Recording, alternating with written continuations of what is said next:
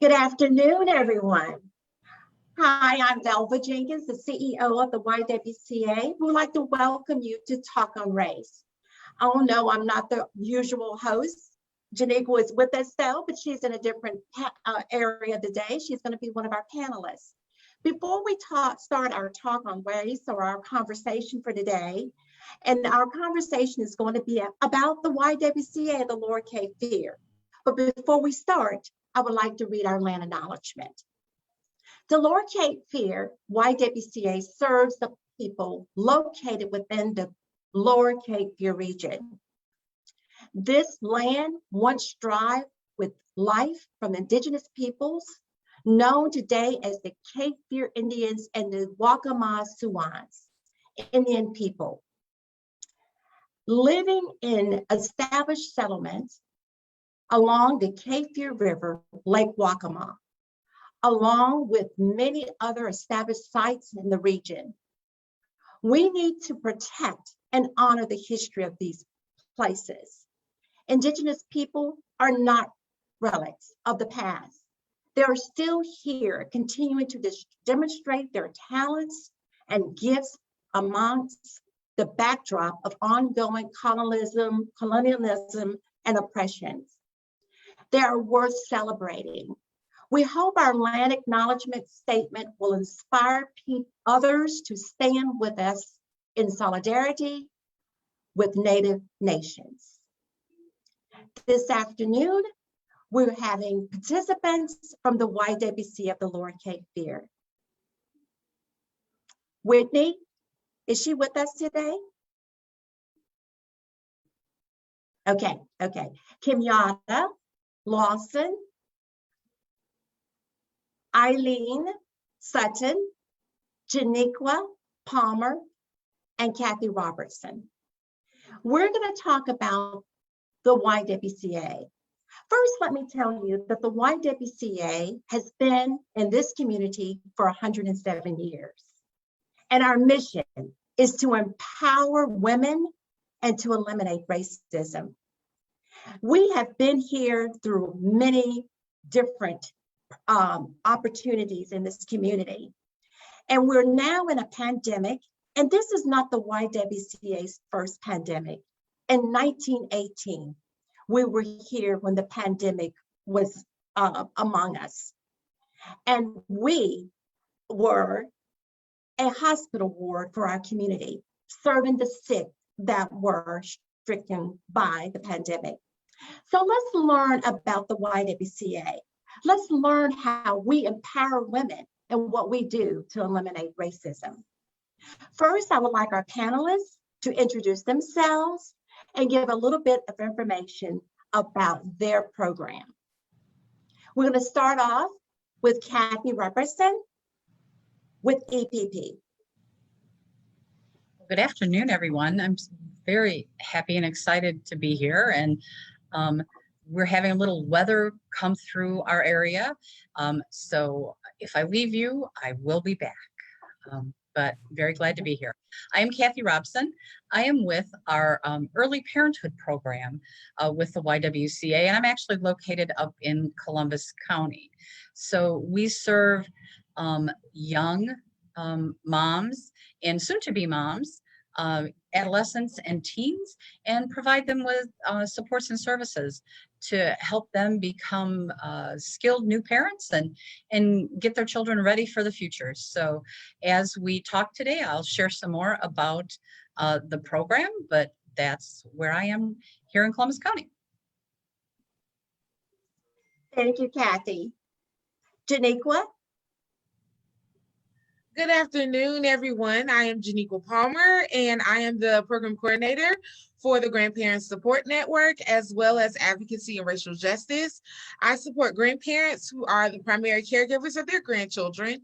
And with Advocacy and Racial Justice, I assist in coordinating all of our main programs and helping the community in diversity and equity initiatives.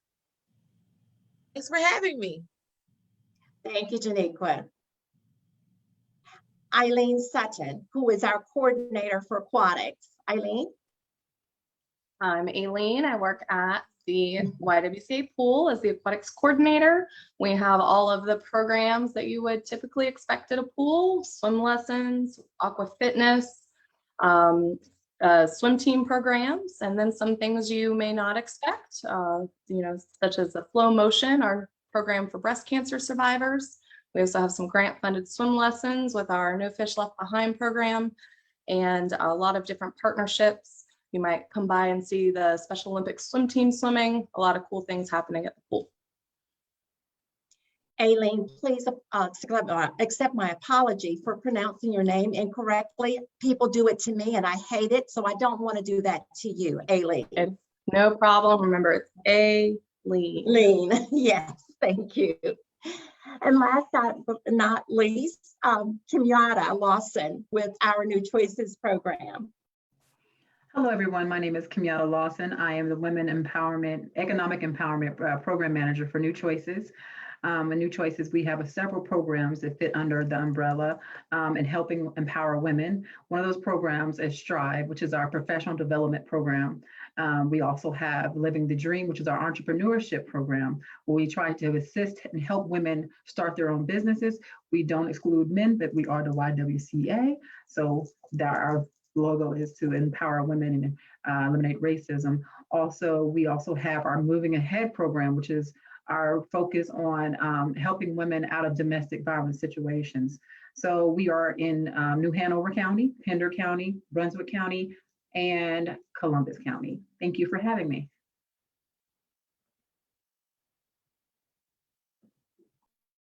Oh, thank you, Kenyatta. Okay, those are the leaders here at the YWCA. Now let's get into our conversation, and we're going to share with the community. As our mission states, eliminate racism and empower women and promote peace, justice, dignity, and for all. So let's talk a little bit about the highlights of our program, how that actually fits into our mission that we have here at the YWCA. And anyone can start talking. I'm not going to call names, so whoever feels they're empowered to do so at the time, please just speak on that subject. Okay, I'll go first. Well, with advocacy and racial justice is almost in its namesake of how we are working towards eliminating racism. So we have some highlighted programs, I would say would be Potluck for Peace, where we invite the community to come and partake in a meal. And we have a discussion about race and racial justice and equity. And it's a safe space where we invite everyone to come out and just kind of dialogue and discuss, network, meet people who look different than you, but have very similar goals and missions in mind. We recently had Potluck for Peace, the youth edition, and we did What's Wrong with Different. And it was a lot of fun. It was very hot, but it was a lot of fun. And also with advocacy and racial justice coming up, we have a week without violence where we're going to do various activities to discuss violence against women and how we can move to eliminate violence against women.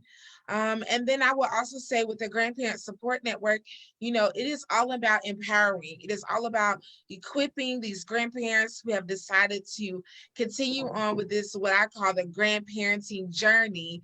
And we want to make sure that they feel fully supported as they're raising children, often in their 40s, 50s, 60s, 70s, and 80s, raising great and great grandchildren. Our program provides the weekly and sometimes daily support that they need and that the grandchildren need to continue on their journey. And so that's kind of how GSN and Advocacy and Racial Justice empowers the mission. Thank you, Janiqua. And please, if there are questions, put them in the chat. We are ready to answer your questions as they may come up for you. Aileen, would you like to go next on that question? On their highlights? Okay, thank you. Well, with swimming pools, I think a lot of times people look at a pool and say, oh, you have a pool, that's so much fun. And that's a lot of what we do down in the aquatics world. But, the reality is the pool is all about health and safety. And when we talk about the CDC data, for children ages 1 to 4, drowning is the #1 cause of death other than birth defects. And for children ages 1 to 14, drowning is the #2 leading cause of unintentional injury death. So when we look at large, what are things that we can actually fix in the world? If we can get out there, teach more kids to swim, we can eliminate that. And in terms of racial justice, social justice, the data on that for African Americans, it's double. So that's a real social justice issue that at the YWCA, we're actively working to try to get more kids in swim lessons, get more adults in swim lessons, and try to do what we can, even if it's locally on this small scale. What can we do in the Lower Cape Fear region to change those data points and address this social justice issue that has so many historical contexts, socioeconomic contexts, but what can we do at our little pool to do something really huge to change the game in that? We live next to an ocean, we live next to a river, and this pool access is a really vital piece to changing the game for a lot of people.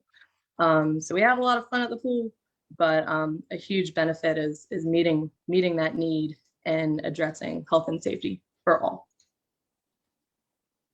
Thanks, Aileen, and that's a great point. And I'm so glad you talked about the statistics that go along with African Americans there, that social injustice there that we need to definitely battle, and we are on it. And thank you so much. Kathy. Yes, I'd be happy to go next. I think the two things that come to mind for me as we talk about both empowerment and the social justice piece, and this is something I've certainly learned over the past year and a half working with these soon-to-be and young teen moms that are in the program and that we serve, is in terms of empowerment. That is in conversations that we have with them individually, and we do ongoing visits with them to support their developing their skills as a parent, to help them with learning about child development and what's typical and what they should be looking for as their children grow and develop, so that they can be supporting their children and making their children as ready as possible for success, for school and for success in the future. Is that I often talk to these new moms about their role as advocates for their for themselves and their children. So I am hoping that through the conversations that we have with them, the information that we give, the connections that we are trying to help them make in the community to access services for themselves and their children, that we're hopefully teaching them empowerment. That is one of the ongoing conversations that I have with a lot of these young moms, is that when they take their children to the doctor or they go to a prenatal appointment, they don't feel that they're heard, that they, because of their being so young, that they're dismissed, that they don't get the information that they need about healthcare for their child or for themselves. And so we try to give them the tools of the questions to ask, of where can you go to look for information about, what you might want to be looking for or asking about when you go to an appointment. So empowerment, it just first comes to mind when I think about the highlights of this program and what we can provide to these young moms.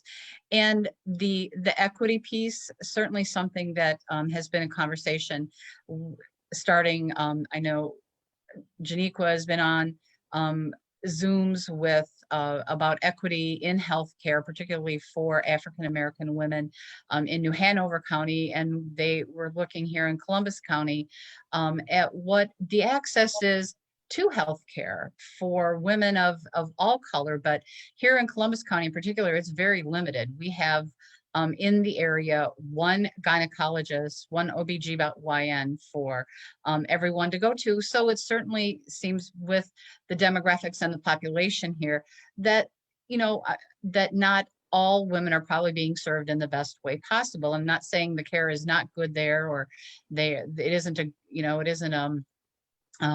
it isn't an adequate place to go, but does it really meet the needs of all the participants in the demographic groups that we have here in Columbus County, as well as here in our office is located in Whiteville. We have one pediatric office. So all children are going to one pediatric office. So in terms of, the bigger picture of it, looking at work that is being done across our area and connecting with those initiatives that are looking at increasing access for all women and children here. So that's the racial equity part that I think about with our program. That's good. That's a great point, Kathy. And the YWCA, as I've been saying, we're on a mission, and we're on a mission to empower and eliminate racism. And eliminating racism is just not about changing the mindset of individuals. It's about also bringing about accessibility. And we are now working on a health initiative, a campaign, health literacy campaign that is starting in July. And that started in July, matter of fact. We're now in August. I cannot believe that. But it started in July, and we're going to be going to several communities in our region. And this YWCA, we serve 4 counties, and that's Pender, New Hanover, Brunswick, and Columbus. So in each county, we're going to be going into the community, bringing about awareness of health equity. And then we're going to come into New Hanover County, and we're going to end our yearly campaign that is basically funded by United Healthcare with a summit. And the summit is empowering and building healthier communities. And please mark your calendar for May 19th of 2022 for this summit. So we are about doing the work of equity. And it doesn't just start with programs like empowering women with economic opportunities, but that is a part of social determinants when it comes to healthcare. So we're going to go back to Kenyatta. Did you share your thoughts on that? I will. Okay, thank you. I guess I'm gonna piggyback off of you and Kathy, because you guys pretty much said everything.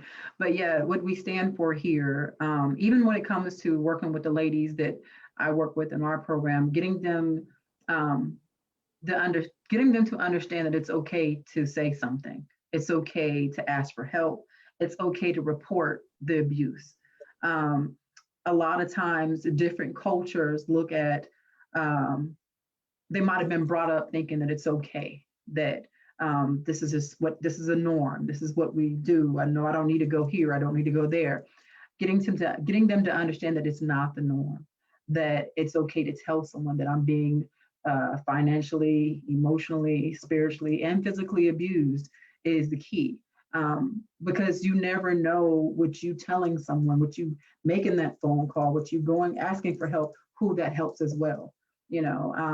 So empowerment to me on that level is, as women, we come together and we help build each other and push each other up and let people know that we are here to help. This is what we're here for.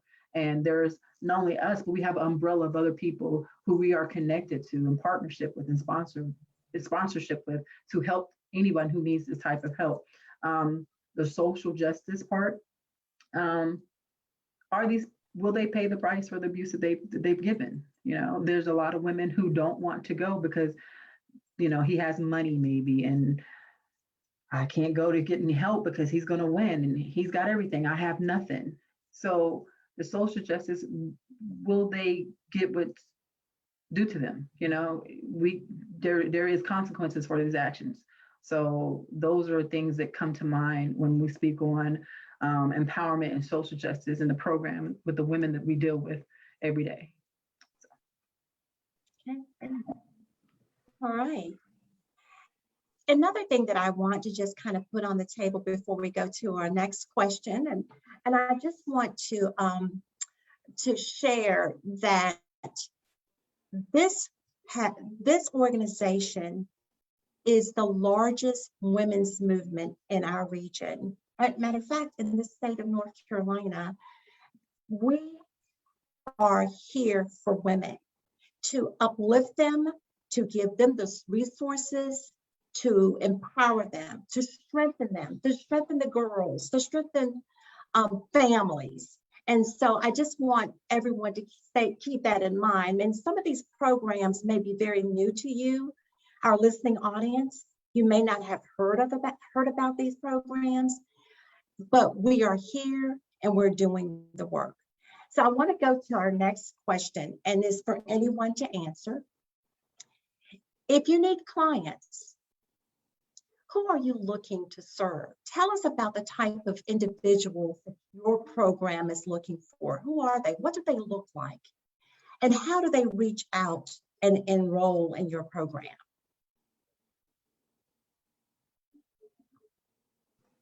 All right, I'll start again. Oh, okay, go ahead, Kim. Go ahead, Kim. Go ahead, Kim. The women look like all of us up here, and some different. This is a multicultural, diverse group of women. We accept. We don't turn any woman down. So, if you need help, we are here. This is what we do. Can you elaborate a little bit on that? What do you mean need help? I mean, needing help. What are some of the things? What are some of the things your program definitely embraces? Even if you need help with the job, or you need help with, understanding computers. I have a professional development group. It's called Strive. It's through the YWCA, and we're in all 4 counties. We'll show up with laptops. If you don't have a laptop, we'll help you get the education that you need to get on your job. If you don't know how to use an email, we'll teach you how to use an email. If you don't know how to use Google, we'll teach you how to use Google. You need to learn how to move through your bank financially through the computer. I got you. Any way you need it, I got you. Okay. Not only through Strive, we have you with Entrepreneurship Center. You want to do hair? Let me teach you how you start your own business. I got 3 counselors on call. I can help you start your business. Matter of fact, I have a partnership with a bank and a credit union that can get you a loan, possibly if you really want this. So we help in every way that you can imagine. We're here for that. Just sit down, talk to us, let us know what your needs are. You need someone to help you with housing. Got a couple phone calls. We can make some phone calls, see if we can get you some housing. There's a lot of things that in this community that people may not be aware of that we have the resources. If we can't do it, we have the resources to help you get there. So that's what I say. If you need help, and we're here for you. And let me add, great, Kenyatta, thank you for expanding on that. And let me just say this as well. Excite Credit Union, she said they can help you.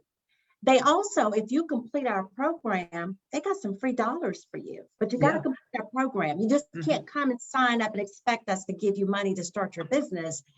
But if you complete our program, they can help you with some free dollars. Most definitely. And they get classes. Exactly. And also with Kenyatta's program, Google.org funds our program. Allstate funds our program. So we've got some really big giants behind the YWCA because they believe in what we do. We wouldn't get the monies from these organizations if they did not believe in what we do. Janiqua. Okay, so with the Grandparent Support Network, it is very specific. You have to be a grandparent raising your grandchild. And if you are, or you can be an older adult caregiver to a child. But either way, you have to be an older adult raising a child in order to enroll in our program. And I would love to extend you the invitation to join us on August 19th from 5 to 7. We will be at Scooter Skating Ring, and that's where we will hold our open enrollment.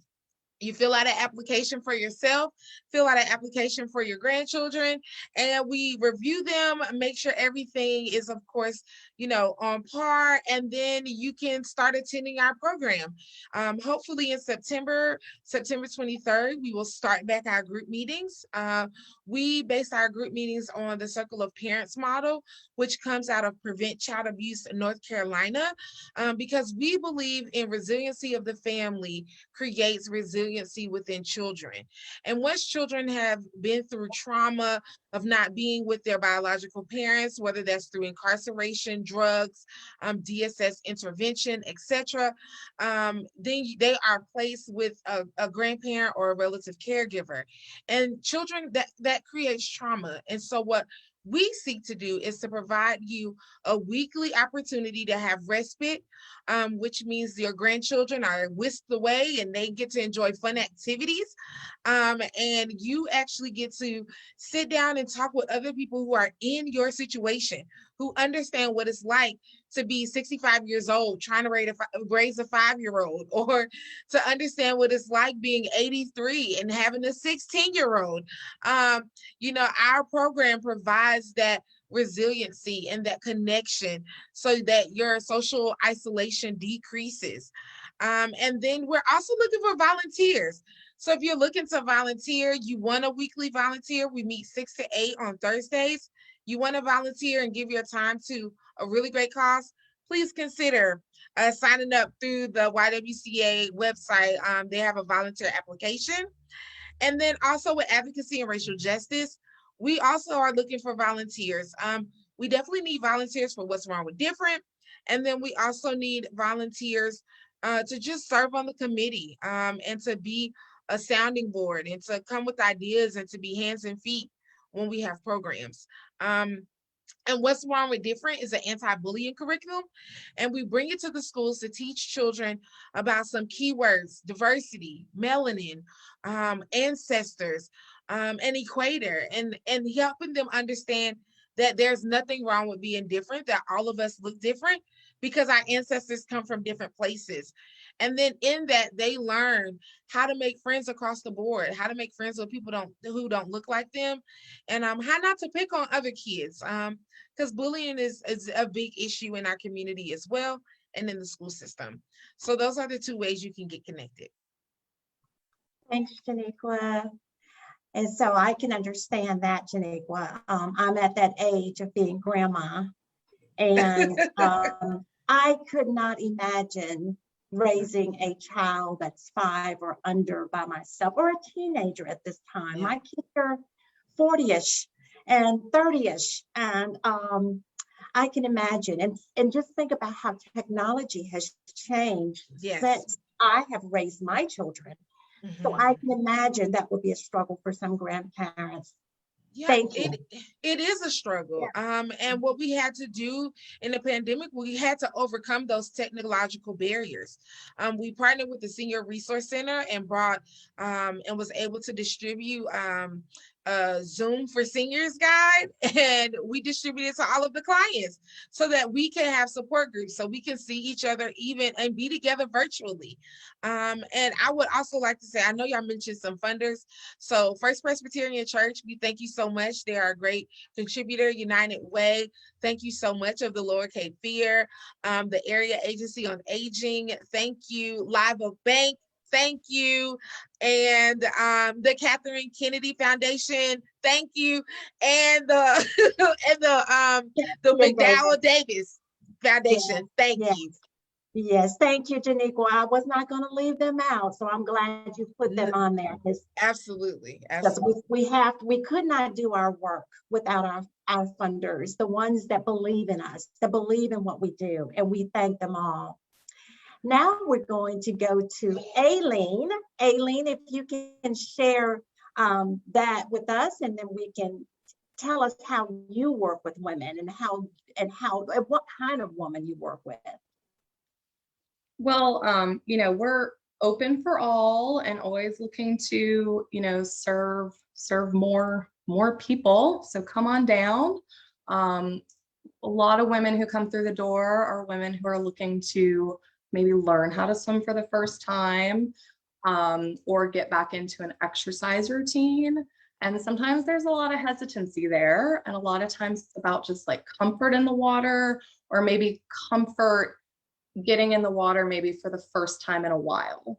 And I think one of the things that's special about my role, just getting to talk to people, is just reassure them, like, look, nobody here is winning any sort of bikini contest.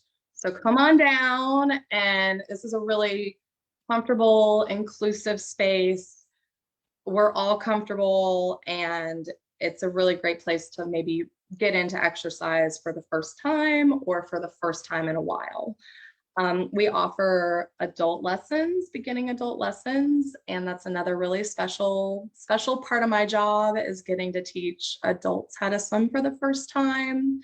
I've had like 80-year-old women getting in the pool for the first time ever in their life. So when we talk about empowerment, I mean, it's cool. It's just so cool to see people grow in such a positive way and overcome fears. And it's a cool place to get to do that. So, once again, just tons of programs, lots of opportunities. We want to create a place that's, safe and welcoming. We have a really great community at the pool. And one of our challenges though right now is kind of, the talk on race. And so just being really honest, how do we make our programs, better reflect the Wilmington community as far as diversity goes? Because when we talk about that historical context of, for so long, African Americans were excluded from swimming. There's a lot to overcome there as far as if mom and dad and grandma didn't learn how to swim, how do we get kids in the pool? How do we get that comfort level? So when we talk about, who are we looking to serve? We want to serve everyone, and we want to do that openly, intentionally, very inclusive for all, and so just putting the call out there to the community to not just say, come on down, doors are open, but really also say, if we can do something better, tell us how we can do that better. What are the things that are missing, and what are the conversations that we should be having, and how should we be answering those calls to fix anything that we can fix to make sure that we are really open for everyone, because we are. Come on down. And Great if I place could to be. just jump in, Aileen, Yeah. I think the one thing I would like to say is that y'all have done an amazing job with collaboration within the YWCA, because my kids in GSN, they've had swimming lessons, and we also hold parties at the pool, and they love it. Those are usually our highest attended events, is what we say, come on kids, come and swim at the pool. And then also the kids in the child care, they're able to also come down to the pool. And so, we definitely don't want to just contain all of this greatness in the YWCA. We want the community to come out, and experience the pool, because it's a great pool, and the kids love it. And one thing, there's a couple things, Aileen, that I want you to go back and emphasize. Number one, Aileen is a master at getting the eyelashes in the water. I won't forget that phrase. She did it so well at a meeting, and I thought, oh, that is so cool. She says, I can get the eyelashes in the water. And if she can do that, then I think we can go further. So I wanted you to talk a little bit more about that, on how that's done with kids and adults. And then I want you to talk about flow motion. Flow motion is such an amazing program that is kind of a well-kept secret in our community. So if you could do those two things, then we'll move on to someone else after that. Yeah. Well, I was going to save eyelashes as my superhero power if we get to that later. Okay. Okay. But, but if that were the question, what's your superhero power? We all kind of tend towards our talents. And for some reason, if I can convince a kid, we are not going all the way under, we are just putting our eyelashes in the water. For some reason, 4-year-olds really think that's a reasonable expectation. And once we can get our eyes in, we are swimming, and it's really cool and magical the day that happens. So as far as flow motion goes, it's a really cool program we have. It's for breast cancer survivors. So along that empowerment line, so breast cancer, when we say survivors, that can be somebody who was, diagnosed last week. They're a survivor of breast cancer, all the way out to, however many years, a decade after, having gone through treatment and having been given that, clean bill of health. So through the Flow Motion program, there's access to the pool, and then 3 classes a week, 2 in the water, 1 that's land-based, in a very, once again, that safe environment with other people who have had that similar experience, getting to kind of regain your health and also regain it's very much kind of Zen based, of regaining some of that emotional health as well through aquatherapy. So I'm not quite sure how long we've been running that program. It's been at least since I've been at the YWCA now for 8 years. And it is kind of a hidden gem in Wilmington, but we have some great medical partners that refer their patients to the pool, who find a lot of both that physical relief, but a good emotional and social outlet through their recovery at the pool in that program. Great. Thank you, Aileen. Very good. Miss Kathy. Hold on 1 second, Velva. Okay. There are 2 questions in the audience for Miss Aileen, if that's okay. Yes. The first question is, are swimming lessons still going forward now that masks are coming back and that the No Child Left Behind classes was full? So good question. So the No Fish Left Behind, we're still keeping an interest list. So they can definitely reach out to us to be placed on the interest list as we run programs in the future. If they're currently enrolled, we're going to keep going and keep an eye on these mask mandates. And then same thing with swim lessons, and maybe Velva can speak to this kind of across the board. We are just keeping an eye on operations. We're all shaking our head. Yes.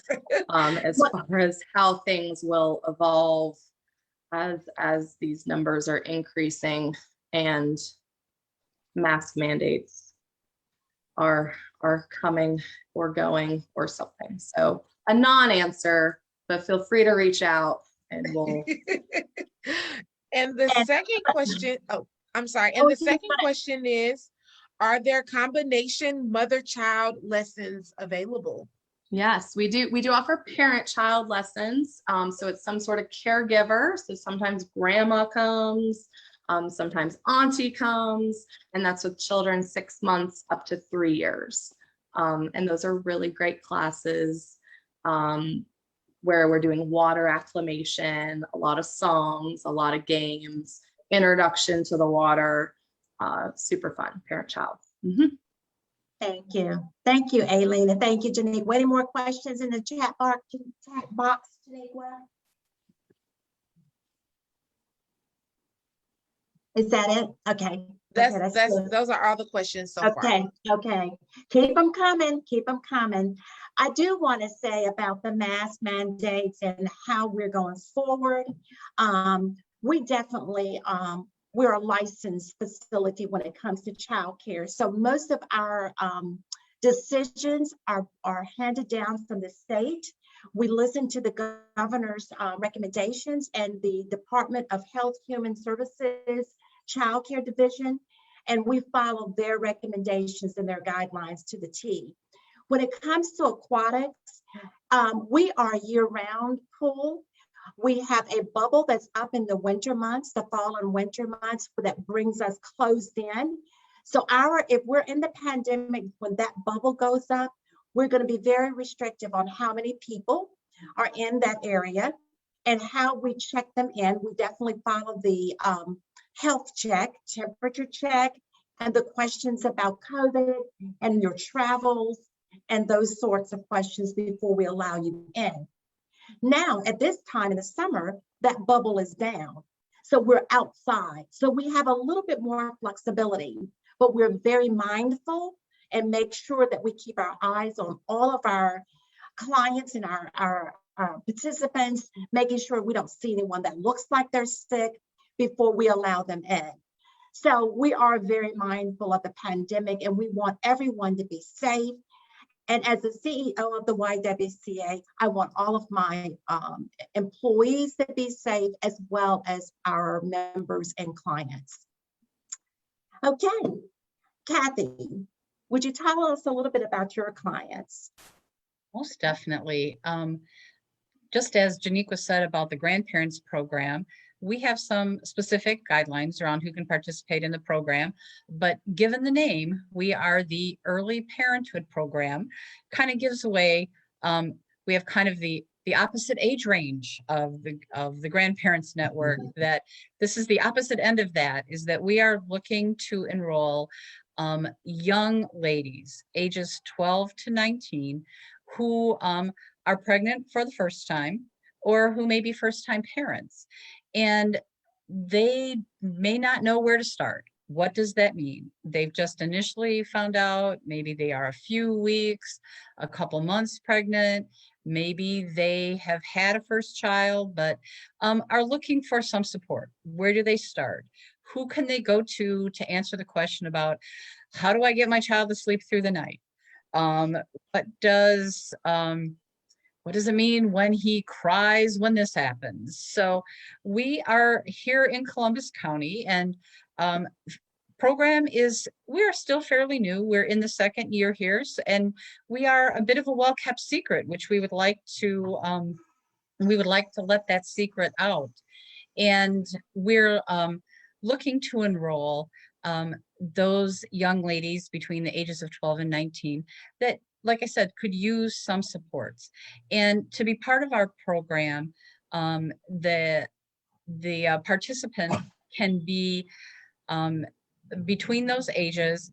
We don't have any kind of an income guideline.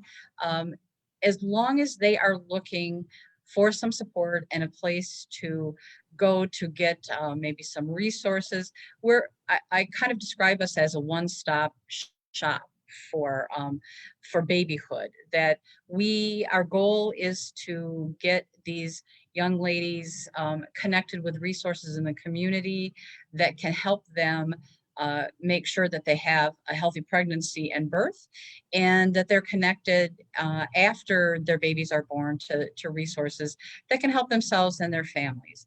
To be part of our program, what they do have to agree to do is one of the guidelines to participate in our program is that they do have to stay in school. So that's one of our main goals of the program, is to help these young new moms to know that they're a new parent, they're young. It's not the end.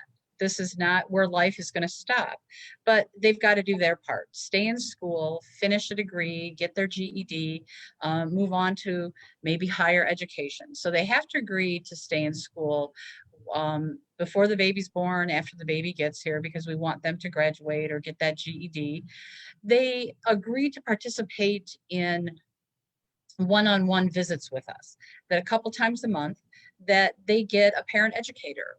Myself, we have another parent educator in the program, that we use a curriculum that's called Parents as Teachers, that we individualize what the new mom or the pregnant mom is looking for in terms of information for themselves, for their baby to be. And we have a whole curriculum that we go through related to child growth and development. And we have one-on-one conversations with them. We have one-on-one visits a couple of times a month with them. So they have to agree to do the one-on-one visits. We also have a group meeting once or twice a month where they can develop a support network with other young moms that might be able to answer questions with them, have gone through the same things that they may have gone through. So they have to agree to participate in our program. That's the biggest eligibility requirement, is that they just need to participate. And for that, they get the individualized visits from us. We set goals with them about where they want to go in the future. And we also have lots of stuff. That's one of the big incentives, that if they don't know how they're going to get diapers for their baby, they need a car seat, they're looking for learning materials, we are a one-stop shop for all of those kinds of needs that they have. So it's easy to enroll. We get the way we operate typically is we get referrals from our community partners, the school system, the health department, community partners that we have here in Columbus County, refer these young ladies to us, and we make contact with them, and we have a fairly simple intake process that they go through. And basically, they just have to agree that they're going to participate in the program, and they live in Columbus County, and we're able to serve them. Thank you, Kathy. And I just want to say I've been trying to give our supporters, our partners, a shout out on this talk. And I would like to thank Smart Start of Columbus County for supporting the early parenting program there, and also the state of North Carolina. So those are two of our wonderful supporters and partners in the EPP program. Thank you, Kathy. Okay, we are there any more questions, Janiqua, that we need to address before I move on? Before we go into some of our final questions, I do want to talk a little bit about our early education youth enrichment program. A lot of people do not know that we have a child care program here at the YWCA. This child care program has been around since the late 80s. And we're making strides with that program. We're licensed childcare by the state of North Carolina, and we are licensed to house up to 150 children. Currently, we're at 120. We also take care of children from birth to 5 years of age, and then we have our after-school program that starts right after school at kindergarten up to 6th grade. We are in enrollment period for our after-school program for the fall. So if you have children that's looking for a place that brings about a lot of fun and also support when it comes to classroom and education, STEM, karate, dance, and we have a 3-acre, really well, what I should say, with trees and shade, playground. We have a little a trail that they can take adventures into the trail. It's a beautiful playground. So if you have children that's needing after school assistance, the YWCA is here for you. We also support any vouchers, as if there's any need or any concern about needing help with that. We do have several ways that we can support mothers that are struggling and need help. Through New Choices is one, and also just through our DSS relationship. That program is one of our oldest programs here at the YWCA, and we are so happy to have some well-educated faculty among our childcare staff and leadership. So please just look us up if you're looking for someone to take care of your dear ones. Okay, let's talk about what's so special about your program. What inspires you to do the work? As I want to let everyone know that nonprofit, it takes a special person to do the work. We do the work because of our passion, our heart of empathy and support that we want to give to community. It's not just for the money. It's because of who we're trying to reach, the lives that we want to make a difference in, the empowering, being able to empower the ones that we touch. So that's what makes us here and want to get up and do the work every day. So I want each one of our managers and coordinators to talk about what inspires you and what is your super strength.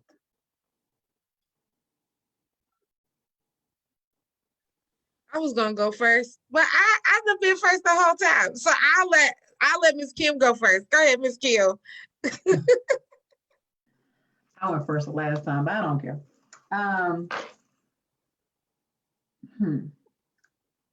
Your superpower and Yeah, I what, know. yeah. I'm thinking. Well, first off, I want to say the reason why I have the empathy and the passion to help the women that I help, that we help.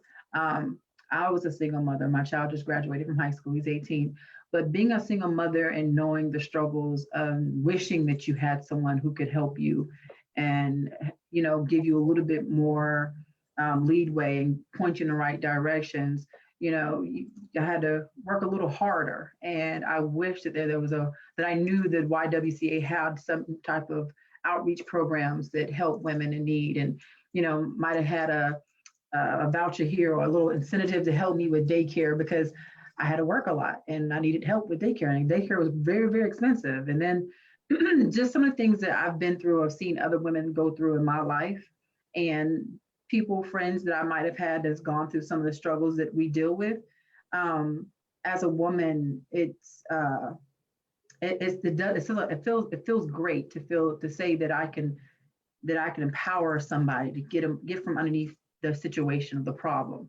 My strength is compassion, being able to understand people, being able to understand behavior, being able to be an empath, to understand that no, it may not be my story, but it doesn't make it less important.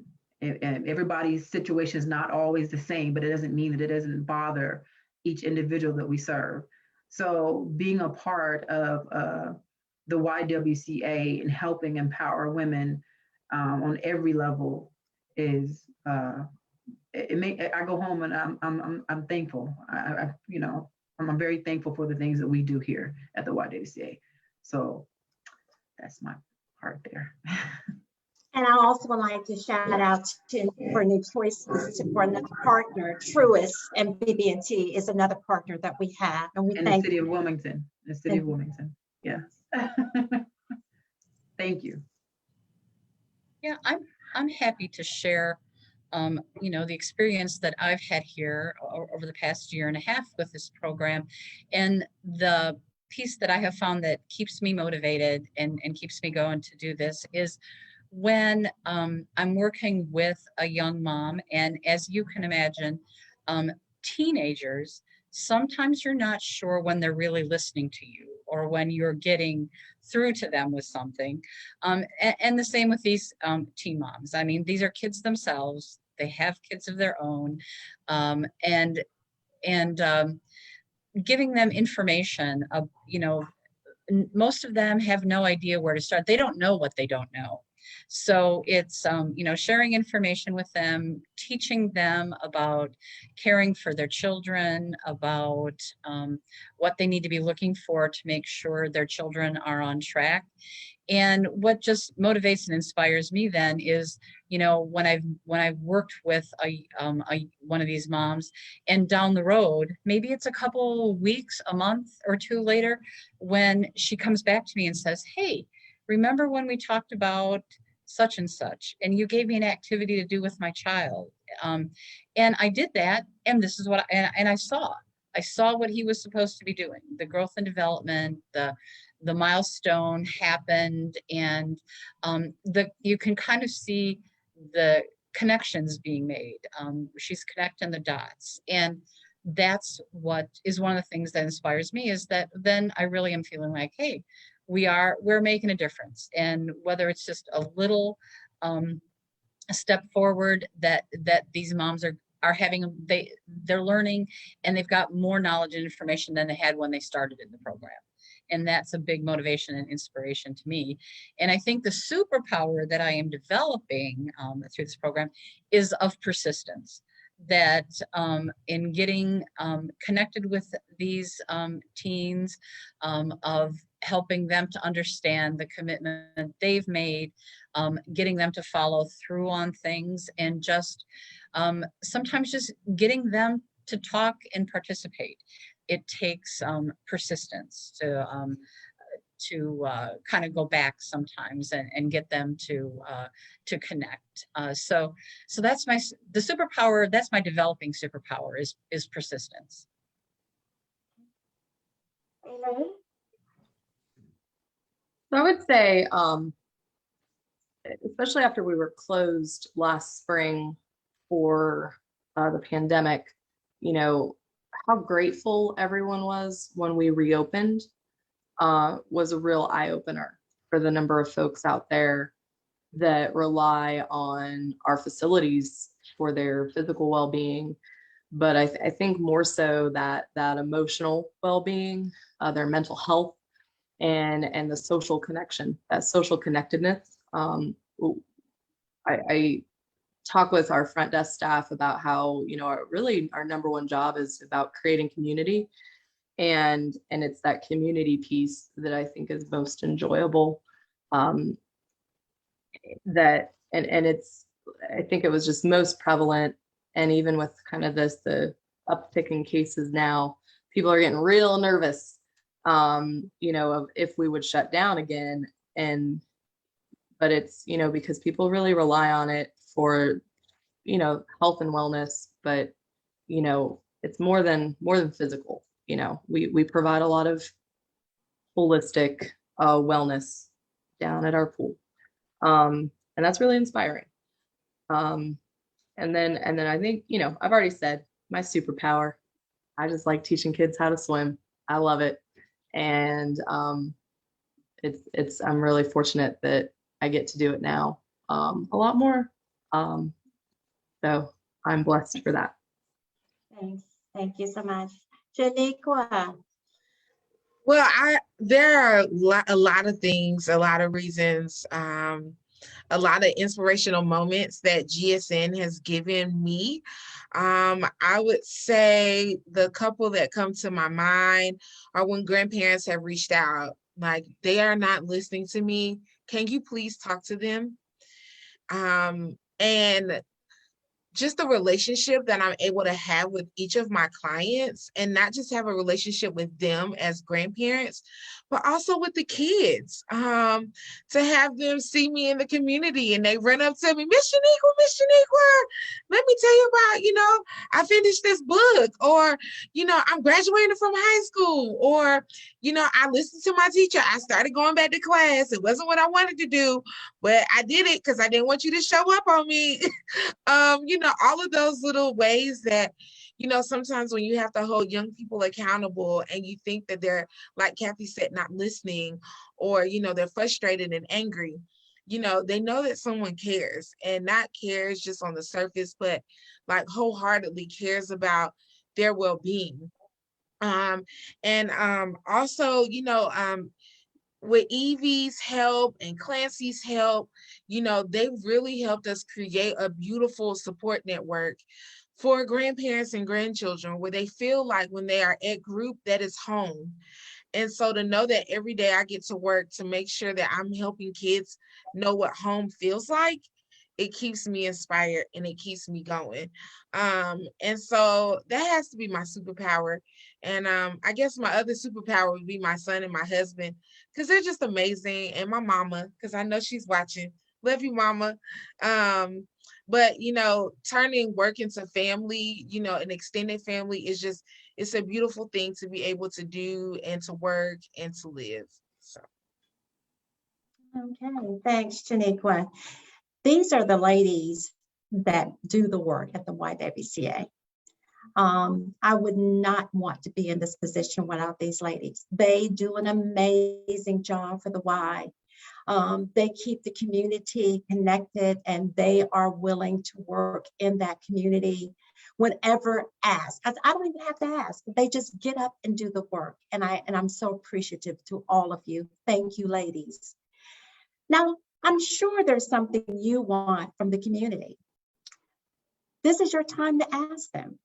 And I'm sure that there's people out there in the community that would like to help. So if you could tell them what your needs are and how to get in contact with you, I think that would be a great thing that we could do for them this afternoon.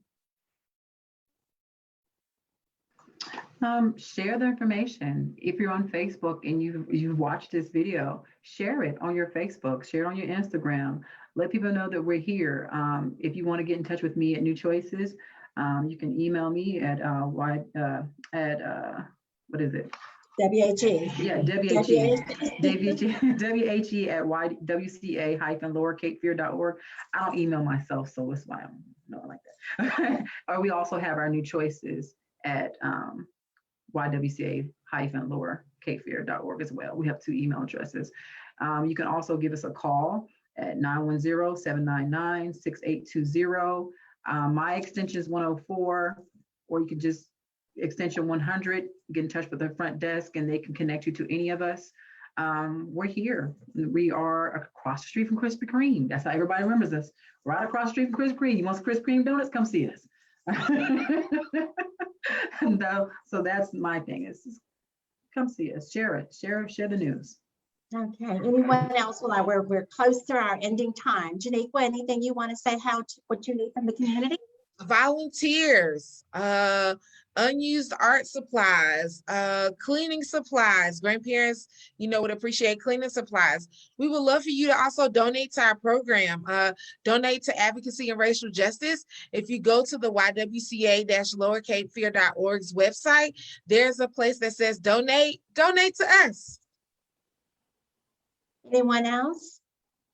Yeah, I'm going to echo what Kenyatta said, and we just really want to get the word out here in Columbus County about our early parenthood program. And we know there's more young ladies out there that can use our services, our support, our supplies, all the things we have to offer them. And we would love your help in spreading the word about our program. We also would be happy to have more community members become part of our advisory committee.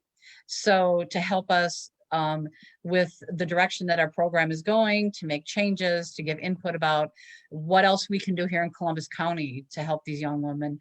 We would love to have participation on our advisory committee. And we are also open to donations of baby items and things that might help these moms that we aren't able to provide. And on our website is our contact information, and I am happy to talk with anybody about what those donations might be and how to get them to us. So thank you. All right. Just Aileen, you was going to say something? Oh, just ditto. Okay. Dittos. Watch our website, YWCA Lower Cape Fear.org. And I do want to throw out Women of Achievements coming up in March. Nominate a phenomenal woman. Number 2, we have May 19th, our Empower and Building Healthier Communities coming up. So please look out for that. And in October of this year, Week Without Violence. Thank you, everyone. Thank you, YWCA women, for being here and sharing the great information about our YWCA outreach programs. Thank Have you. a good evening. Mhm.